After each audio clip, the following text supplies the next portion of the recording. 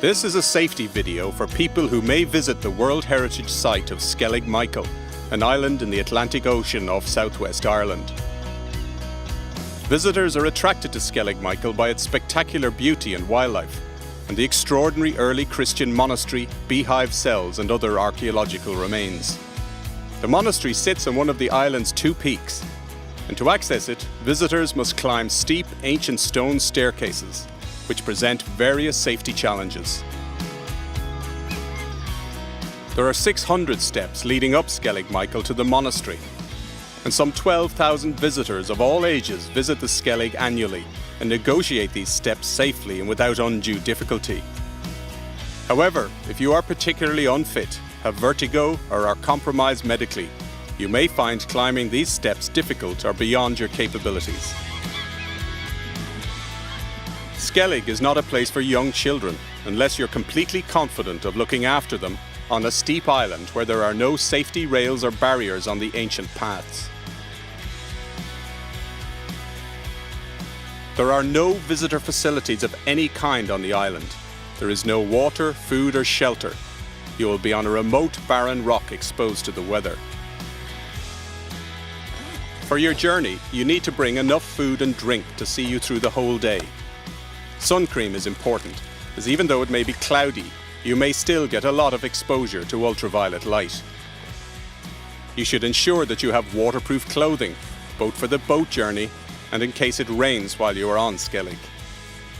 It's advisable to pack your snacks and your waterproof clothing in a small backpack to allow your hands to be free for safer walking. Footwear is very important. Wear good walking boots if you have them, or footwear with a grippy sole and good ankle support that you will be both comfortable and confident in when climbing up and down the island's stone staircases. Please note that there are no toilet facilities at all on the boats or on Skellig Island. In other words, you will have no toilets from the time you leave the mainland until you return back to the mainland, perhaps 6 hours later. Before departing for Skellig by boat, please take time to read the safety notice on the pier at Portmagee Harbour. The licensed passenger boats leave from various harbours in Kerry and can take 12 passengers. The crossing to Skellig can take anything from 45 minutes to an hour and a half, depending on the boat used and weather encountered en route. The boat journey is across open ocean, which can be rough and wet, and you should wear waterproof clothes and take precautions if you're prone to seasickness.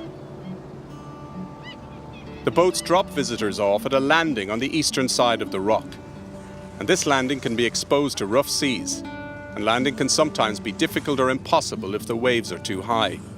Take particular care when getting off the boat, and ask for help if you feel you need it. A safety leaflet has been produced to help you plan your visit, and it's available from the boatmen or the visitor centre. Please ask for a copy. Once you've landed on the island, a short flight of steps leads to a lighthouse path, which circuits the south side of the island at low level. The lighthouse path is not steep or difficult. A short way along from the landing is a small building with a sign containing valuable information about visiting Skellig. Please take time to read it. At some points along the lighthouse path, you will notice warning signs about the possibility of rockfall from above. And at a certain section particularly prone to rockfall, you'll find the path has a protective roof to guard against this. A 10 or 15 minute 500 metre walk from the boat landing up the lighthouse path will bring you to a point where you can no longer follow it, as it's blocked off by the huts of island workmen and guides. This is also the point where you can access the old stone steps that you can climb up to the higher parts of Skellig Rock and the old monastery. You cannot start to climb the stone steps until you've had a safety talk at this point from one of the Skellig guides. It's not wildly dangerous, but it's more dangerous than your backyard, perhaps. It's a place where you need to take an extra sense of responsibility for your own safety and for those around you. This is very important. The guides live on the rock during the summer months, and their instructions must be followed. If there is no sign of a Skellig guide, You must not start your climb up the steps, and you must wait at this briefing point until a guide arrives and gives you the safety briefing and allows you to proceed. The briefing takes only a few minutes and covers vital information on the steps, the conditions on the day, and what will happen at the monastery above, where guides will also be available to show you around. This briefing point also has some important safety signs that you must read before going any further. Some visitors decide at this point not to proceed up the steep stone staircase and relax at the bottom of the steps for their stay on the island. Once the guide has completed their briefing and given you permission to proceed, you can begin your journey up the steps. Please note that in most areas you are not allowed to leave the stone stairs. Special care should be taken at the very start of the ascent, where there is a horizontal section which is quite narrow, with a steep drop on one side. A short chain has been bolted to the rock here for your safety. As you begin your climb, you will see the stone staircase rising ahead of you. This staircase dates back to antiquity and was originated by the early monks who came to Skellig more than 1,000 years ago. Because these steps are very old, uneven and follow an irregular course, visitors should take good care when using them. Good technique is to walk in the middle of the steps, avoiding the edges. Pay particular attention when they are wet, as they can be very slippy. When climbing upwards, give way to visitors coming down. Stop on the outer side of the steps and allow them to safely come down the inside before you proceed upwards.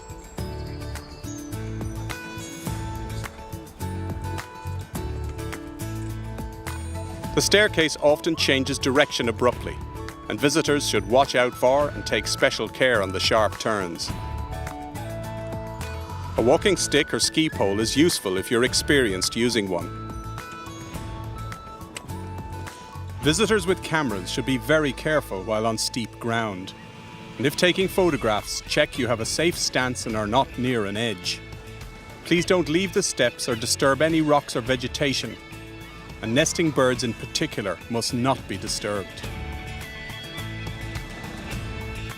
If you are feeling the exertion or in any way unwell, please take time to rest. After 15 or 20 minutes, you will reach a valley known as Christ's Saddle. And to the left or west as you arrive is the highest peak on Skellig, while to the right or east is the lower of the two peaks, on top of which you will reach the famous Skellig monastery and its beehive cells.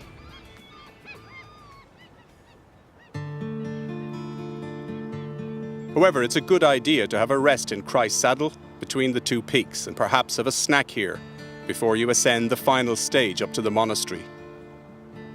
Some visitors prefer to go directly to the monastery and have their lunch or snack in the saddle on their way down. From the valley, a steep set of stone stairs is clearly visible going upwards unless there is fog or rain. A chain has been provided on one side higher up for your safety, and please use this both on the way up and particularly on the way down. This area is particularly prone to wind, so please take extra care. At the top of these steps, you will find the path is mostly wide and horizontal with few challenges for visitors, except for a very small number of small steps. This path leads to the entrance to the monastery. The first stone doorway has a low roof and care should be taken not to bang your head. And this entrance opens into an area bounded by stone walls.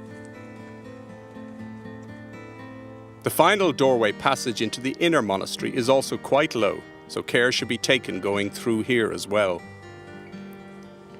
This passage brings you finally into the inner monastery enclosure and the beehive cells. Most visitors spend about 30 minutes exploring and being shown around the monastery before beginning their descent. Please pay particular attention to your descent of the stone staircase, as this is when accidents are most likely to occur.